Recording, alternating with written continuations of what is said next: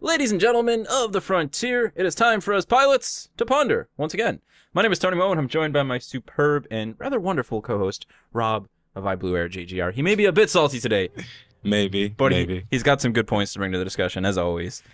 You need the salt every now and then. You can't make a good meal without the salt. Exactly. You can't have too much because your blood pressure will get out of control, but a healthy dose of it is good for you. You get that sea salt, it's nice and natural, no bleaching, and just a little bit, and you're good to go.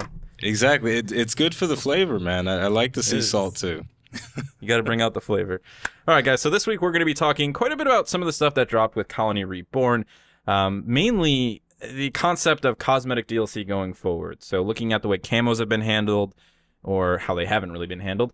Talking about the R0101 as a variant, as a cosmetic variant, and also talking quite a bit about Frontier Defense, because that seems like something that is most definitely on the horizon, possibly this Friday for the FNN, the Frontier News Network. We might even get a final reveal for what's actually happening in April for DLC, and maybe, just maybe, Frontier Defense will be inside of that. But let's start with the cosmetic stuff. I guess I just wanted to pose something about challenges, Rob, because, one of the things that the first Titanfall started doing, which we talked about a little bit last episode, was actually implementing challenges towards the end of the game's life cycle. They didn't unlock anything, but they gave you credits and XP, to use for burn cards and in the store and stuff like that.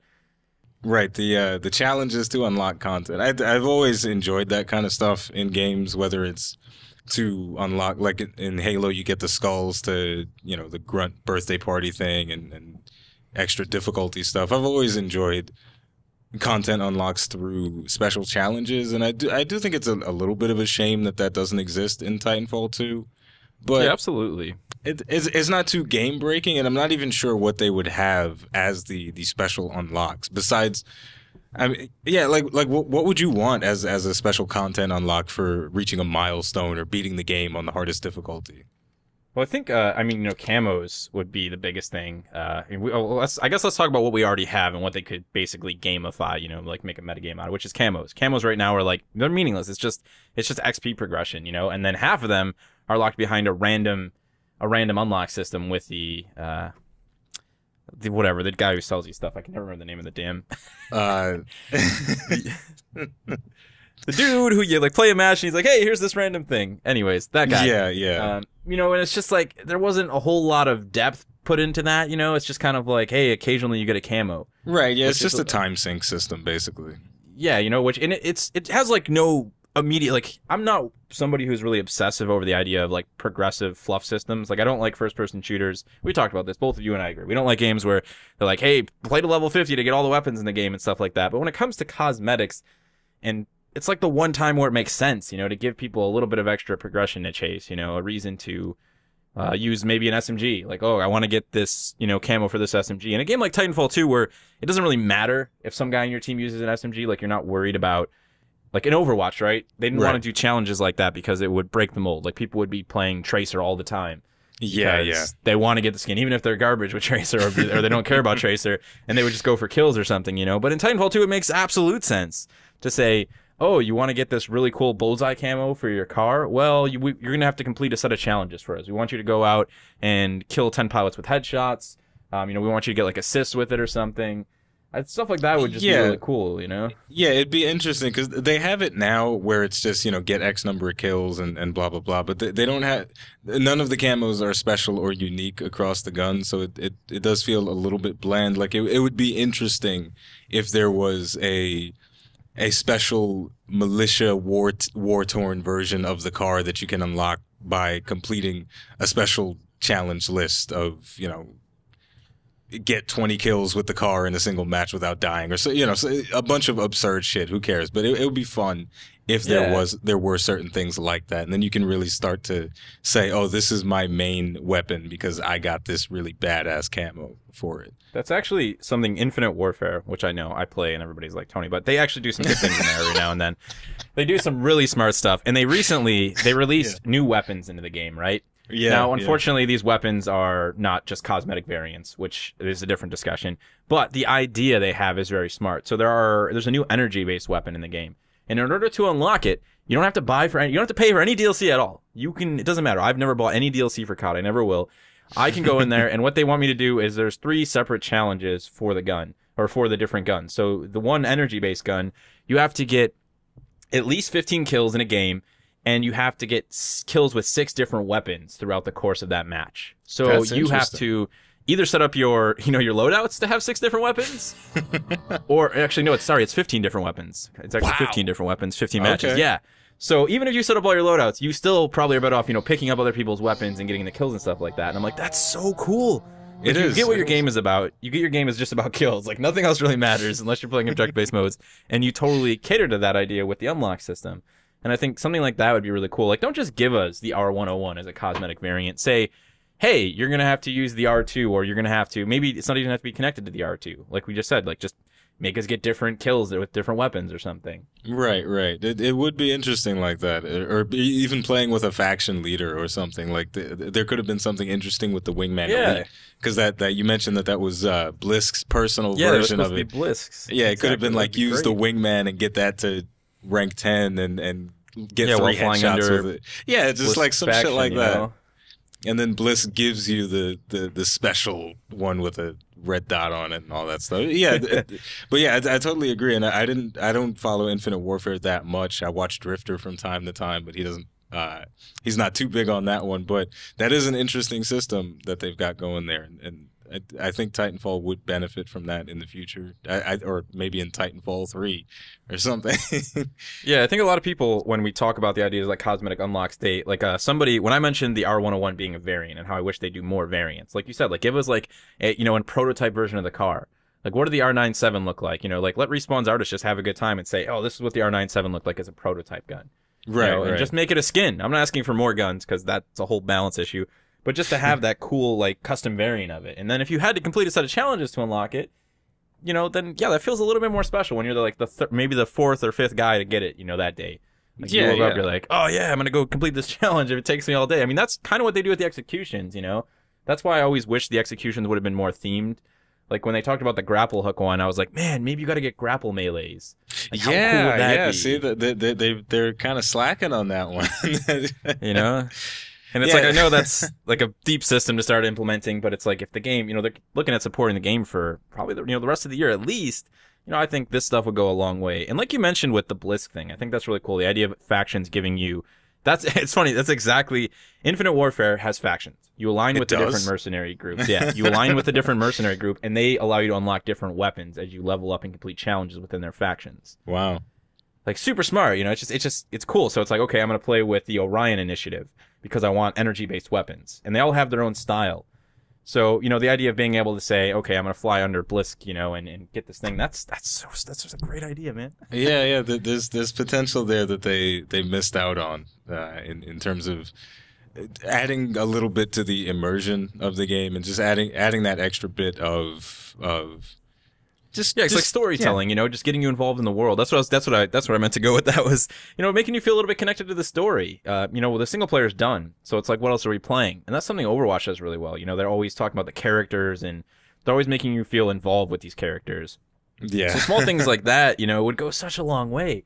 Like the stuff they had with Blisk in the trailer, like talking about like fighting for him when Colony Reborn came out.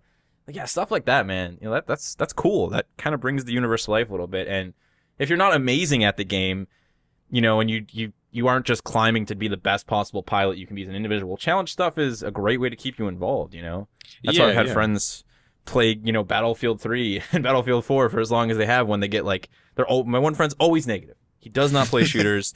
He plays Battlefield, and it's just a matter of at the end of the match how negative he went. How big of a laugh did we have? Was he 10 and 40? Was he 7 and 60? On Operation Locker or on Metro. It's like, but he just likes the little challenge things they started throwing in there. So right. Yeah, they're fun. I think. Yeah, the Titanfall definitely, or Respawn missed out in trying to go for that. They've done the purchasable DLC the perfect way, especially with their camos. You get a whole pack for like $4 or whatever, and that's the way it should always be. Like I hate when companies say, hey, we got some new camos for you, and then you go check it out and it's one camo for like $5 or something. And any company that ever does that can go to hell. But Respawn did it right, and they have packs with 25 camos in it for $4 because they know it's just some shitty digital paint job on some fucking digital guns. And yeah, exactly. You know, like we're not gonna. Yeah, it took our artists like we put some textures, you know, some paint textures on here. Like we're not gonna charge you freaking $50 for this whole. Like, get our season pass and get all the camos for $50. Like I'd be $25. I got both of the Prime Titans for Colony Reborn, all of the camos, all of the call signs. Yeah, exactly. Like, on top of that, they're throwing free stuff in throughout, you know. So it's like they did such a good job, like you said, with the DLC side of things. It would be nice to see them embrace the challenge. And it's funny because I feel like we're looking at like sort of that the Witcher style progression. You know, you look at the first Witcher to the second Witcher to the third Witcher. They made like pretty big leaps throughout, you know, across the three. And Titanfall is kind of like taking smaller leaps. So the first game, no real cosmetic unlocks whatsoever. You know, there was no like camos or anything. We eventually got like the patches for our Titans, which was cool. Right. Then the second game, they're like, okay, well, we'll eliminate that and we'll just do camos, which is something that Call of Duty did. They did, like we talked about way back when. Yeah, they did it themselves. Yeah, you know, so they didn't really make that big jump to going into deeper customization, which it really does for a lot of people. You know, as much as I keep playing Titanfall 2 because I enjoy the gameplay, there's just no denying the benefits of cosmetics. You know, they keep people, some people in tune, you know, and they're not just annoying blind progression either, in my opinion. They're not fluff. They're icing on top of the cake, you know. Right, extra thing to unlock. And for some people, it keeps them playing the game. So I think, I really do think that would be such a strong implementation if they really just went a little bit deeper with like the challenges and the cosmetic unlocks moving forward. I think that would actually bring a lot of people back to the game. People they like that stuff. Absolutely. People play those fluff games, you know? Like every time Battlefield's like, hey, why don't you pay us $50 for this new season pass and we'll give you 2 new guns? People buy it. People buy it because they want the new guns. They want to see what it's like. It's the same in MMOs. Whenever they add a new cosmetic thing to chase after, everybody's got to get it, and then the market board is flooded with it for an absurd amount of gold, and it like people just want that new thing, even if it doesn't mean that much. It's just fun to have it. Yeah, it works. It's like it's just a system that works, you know. As much as I wish every game could just be like, hey, we just really enjoy the gameplay. Sometimes, you know, you need other things to bring people to the table. Yeah, I mean, even with CSGO, they've got camos and whatnot, and that's just a really gameplay-driven experience. That you've always got to have that thing that pulls you in a little bit more than just the gameplay. I think ever since, I don't know, maybe since Modern Warfare, maybe that was the first one that really started this idea that we want to work for stuff and grind for those golden guns and those red tiger camos. Maybe that was when it all started. I mean, I think it was one of the first games to really accept the fact that, you know, people are going to be playing. There's a group of people, I mean, not everybody, who are going to be playing this game for 20, 30 hours a week. And yeah, they want more than just the gameplay. You know, maybe they're at that point, they're not even playing the game for the gameplay anymore. You know, they're just playing it for items, which that's a big thing that Destiny, I think, ran into. You know, like I don't have the same jaded opinion of Destiny that other people do, because when I ran out of gameplay, I just walked away. I'm like, okay. I mean, what's the point of unlocking that gun if I'm not going to use it for anything else? I'll just wait to run the raid until there's more content beyond the raid. Right. You know, but other people, they were like, no, I'm going to run the raid until I get every single piece of gear. And then I'm like, okay. And then you're left standing there with some stuff in your vault. But that was meaningful to them. They liked it. They're collectors, you know, and that's fine. You know, everybody gets to play the game in their own way. But I really do think that is actually a really big portion of gaming communities. People just like, you know, love to unlock stuff, man. Yeah, I mean, that's what the whole MMO market is built on, and that's why Destiny has lasted as long as it is, because it's at its core, it is an MMORPG that you loot grind through. You know, regardless of what you feel about how the game was handled or whatever, it's a loot grinder, and people love grind and loot. That's why The Division has lasted as long as it has, you know, regardless of all the imbalances and the gear sets and the dark zone, all that stuff. It's a loot grinder, and you got to get the loot.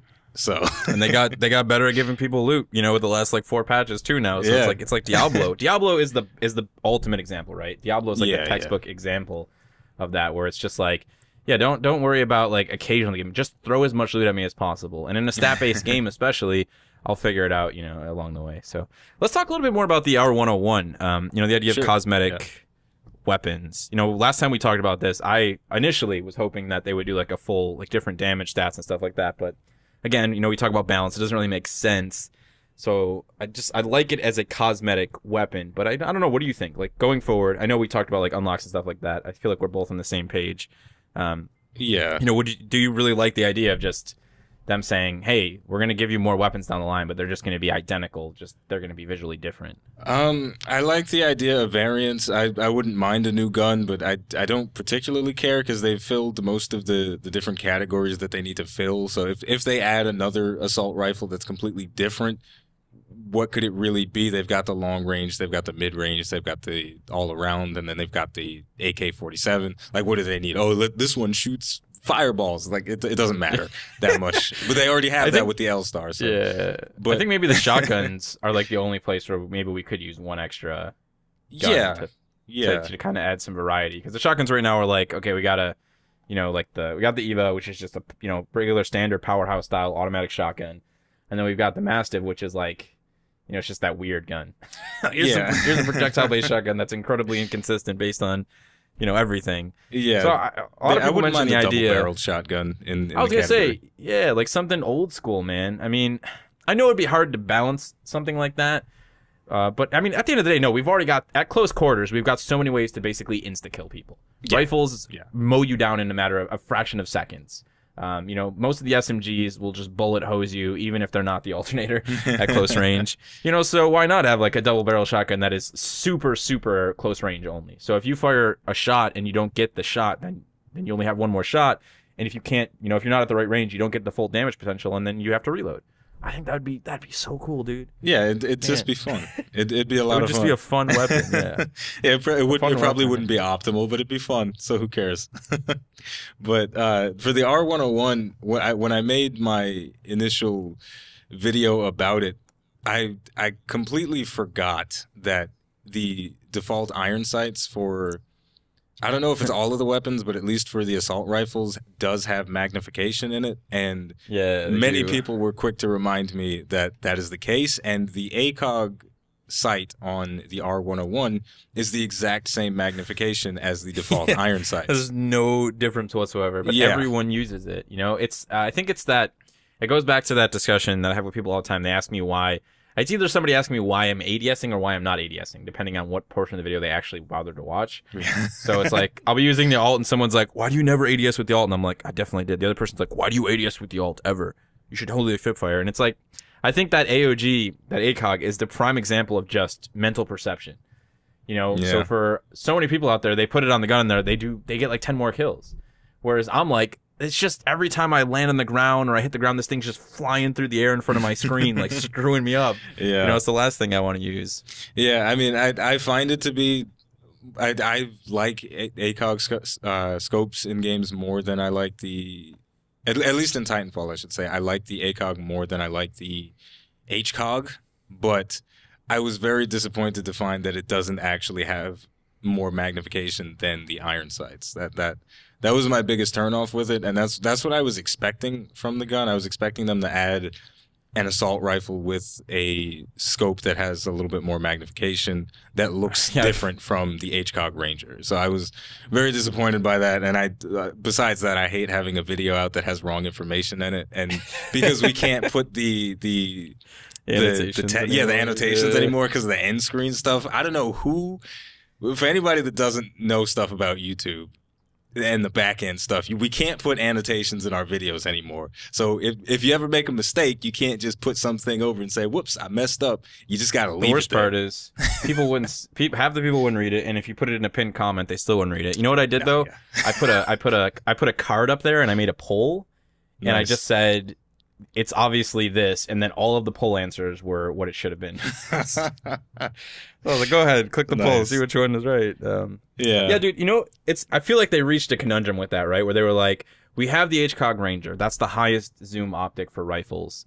If we put an optic with more zoom, maybe this rifle will be overpowered, and we can't have the rifle with the same zoom because that would be silly, so they were just like, we'll just replace the iron sights with an ACOG. Yeah. And I'm like, that was probably not the best decision. I would have liked to see the iron sights on the R101. And I think if you're going to do variants going forward, maybe it makes sense to mess around with the optics or the attachments to some degree, but it just has to make sense, you know? Yeah. It can't be like this was. Yeah, because it was a misstep. And For what it's worth, they could have just made it the same magnification as the Ranger, because in the LMG category, Still would have been a variant then, yeah. yeah. With the LMGs, the ACOG or whatever the hell it's called on Yeah, the AOG or whatever the. yeah, I think they call it the AOG in Titanfall. Maybe it's because of copyright or something, but the ACOG, I'm going to call it the ACOG on the LMGs has the same magnification as the HCOG Ranger. The only difference is the obstructed vision. So they could have done it for the R101 as well. They could have given it that extra magnification, and it would have felt like a totally different gun. But now, like, it still feels different because it looks different when you aim down sights. But just in the back of my mind now, because it has the same magnification as the default iron sights, it bothers me.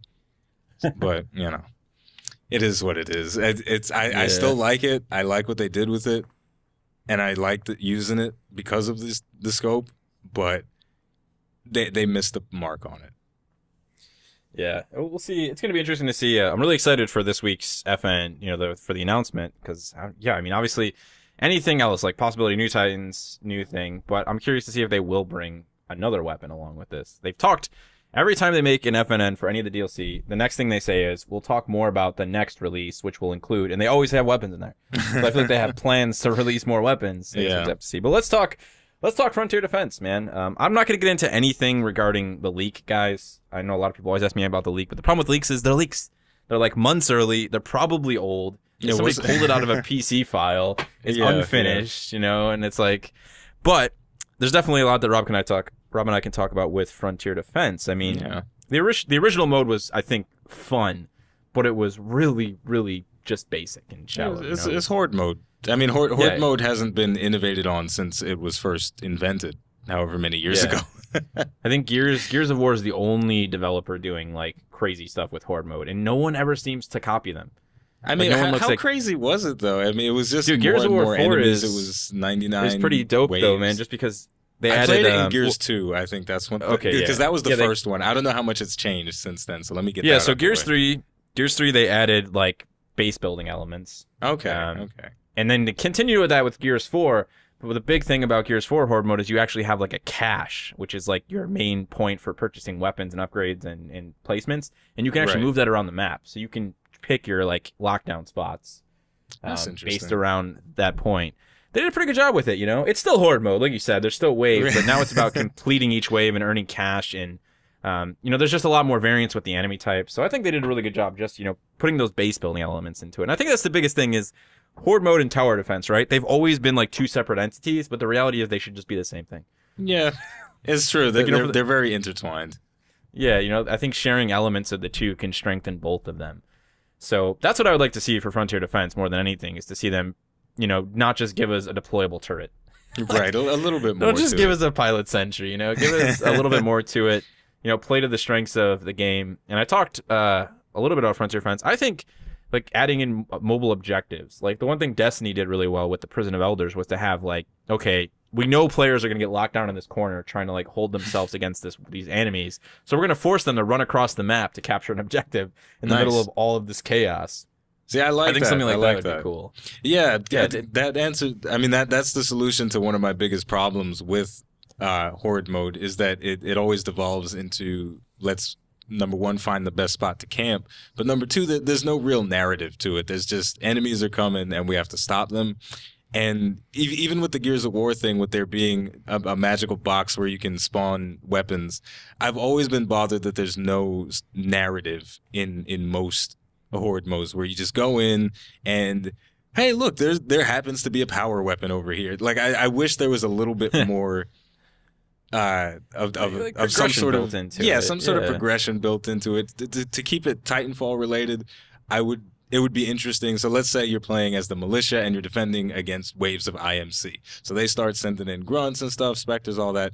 And then their next wave is including a Titan. So they say we're gonna send you in a Titan to use, and they determine when you can use your Titans, as opposed to, hey, my meter's full, I'm gonna call in my Titan. Like it would be interesting to see if they could have some sort of narrative and some sort of some sort of ebb and flow to it instead of just, okay, wave 1, it's finished. Wave 2, it's finished. I would like to see some sort of narrative attached to it. Yeah, I think that's the strength of like a good horde mode, a good tower defense mode. They treat you as if you're in a situation where you have like no resources, right? Like where you're super limited. So they can constantly put restrictions on you and say, well, guess what, guys? We've only got one Titan. You know, like this is one of our, or maybe you've got a limited number of Titans throughout the frontier defense mode, and not everyone gets one. You have to share it. Like you can drop a Titan, anyone can get in it, and you could say, well, we've got 3 more Vanguard chassis for this fight that we can distribute to this battle. So you guys need to decide when to use the 3 of them throughout the whatever, how many, maybe it's a 20 wave horde mode. So you can call those at any point in time, but you have to figure out when's the best time to do it. Because I also like when they bake in sort of like, the kind of like the roguelike, replayability elements where you have to replay it another time to learn. That's kind of what they did with the horde mode for Gears 4 was like you were never going to beat it on the first try. Like you just needed to accept that. Like, you need to unlock like they have the 4 different classes was the other thing they did. So they did 4 classes. Nice. And different classes have different things. So one guy is like really good. He's faster than everybody. So he runs around and picks up cash. And brings it back to the team. He gets more cash for kills. So yeah, like I think stuff like that, just kind of giving players an individual purpose even would be cool. Yeah. I think it needs it because the horde mode, it's always going to be fun, but it's always going to be fun for about an hour until it's fun for a limited amount of time because you do it and it's like, oh, that was crazy. And then a week down the road, it just becomes the same old slog. And unless you're drinking with your buddies, it's not really worth getting into.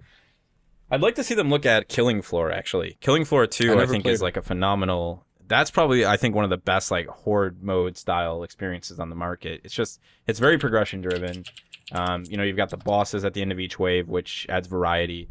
And it's a fun game to like go through, time and time again, especially with a group of people. Right. You're never gonna. I don't think you're ever gonna be able to build something that you play infinitely unless it has like procedural generated layouts and enemy attacks and stuff. But right, of course. But yeah, I think Killing Floor 2 is just really strong in that regard, where you're like you start with nothing. You start with like the most basic of weapons, and then you have to make decisions. And if you're playing with a team, it's a very important decision of okay, who's going to purchase what, who's going to do what. And that's something I'd really like to see them do with Frontier Defense. Don't just say, pick whatever kit you want. Like, give us a reason to run Stim alongside of Pulse Blade. Give us a reason to make cohesive, team builds to try and get through the mode. Absolutely. I mean, that's another problem that I'm no doubt going to have with Frontier Defense when it comes out is I'm willing to bet they're going to let you go in with whatever loadouts that you've already built, which is going to hurt it, I think, because it's fine, but it'd be interesting if you had to either call down a certain weapon to use or if they were scattered across the map with the whole power weapon concept. But yeah, the idea of because Titanfall is a really big power fantasy to begin with. Like you're this super soldier and grunts are no problem to deal with, and then you get a Titan and the power fantasy gets out of control. Especially in Frontier Defense versus AI, like you never are that threatened unless they're sending down ridiculous numbers. So finding a balance of managing that by limiting the resources that you have available to you at any given time will go a long way. Yeah, it's going to be, when you mentioned the AI, that's actually a great point, dude. It's going to be interesting to see. I mean, I don't think we've gotten to see what their AI engine is capable, unhinged. I'll tell you from experience, it's not that great, but. Yeah, I mean, the campaign showcases is kind of being just, whatever. Yeah. I think, the majority of the campaign was good because the pacing was good. They never kept us in one place too long fighting. Yeah. The just shooting gallery. So, yeah, I mean, it'll be interesting to see. Yeah, to see what they can do with them, because the first Frontier Defense, it was just like, oh, we're going to throw like 8 Titans at you, for like the last wave. Here's all these friggin' Titans, and they blow up. And it was like, that was like super, super basic. But at least now we've got like the Reapers. There's some additional variants in there. Yeah. I'd love to see them just, that's the other thing, the campaign. We've got wildlife in the campaign. That's true. If that's not in Frontier Defense, I'm going to be pissed. Yeah, right. Get one of those little dog things running around just for fun. Maybe the IMC tamed them, man. They got pets that maybe they just come in and try and eat everybody. Who knows? But there could be, and there's a lot of interesting things that they could do with it, and there's a lot of stuff that they should do as well to make it really something that could define the game and breathe. Bring in a whole new audience. Yeah. Yeah. For a lot of people, it's like they see the multiplayer and they're like, "Oh, I'm probably not going to play that." You know, they see the single player. Oh, that's cool, but I hear it's like 7 hours on the hardest difficulty, and you know, like I need something more if I'm going to buy a game. You know, some people, even when the game is cheap, they're going to buy maybe one game a year, one game a month, one game 6 months. You know, some people just don't have time to play in the game, so they're not going to buy 20 games. So if they can throw in a PvE mode now that is really appealing, that has people actually playing it as well all the time, so you can, you know, do it outside of your friends and just matchmake, well then yeah, maybe that'll bring that's more opportunities for people to actually play the multiplayer. Yeah, because it's already there. They bought it for PvE. You know, they're gonna play the multiplayer and they're gonna give it a go. Yeah, it's probably find out they really like it. You know. Yeah, because it's fun. Because from recording a lot of videos and whatnot, I do stuff in Bounty Hunt to get clips of testing out a gun, and I feel like that's kind of what Frontier Defense boils down to, is like if you have an opportunity, go into Bounty Hunt by yourself and just try and clear out the waves by yourself. And that's kind of what Frontier Defense boils down to. And I hope that in whatever iteration we get in Titanfall 2, it's a little bit more than just that. Because if you really look at Bounty Hunt, the first wave is just Grunts and Spectres. Second wave is the Titan. Third wave is Grunts, Spectres, and Stalkers. Fourth wave throws in, I think, the Reapers. I think the Reapers come in the fifth wave. But either way, it's the same system of a progressing difficulty and changing enemy types and all that stuff.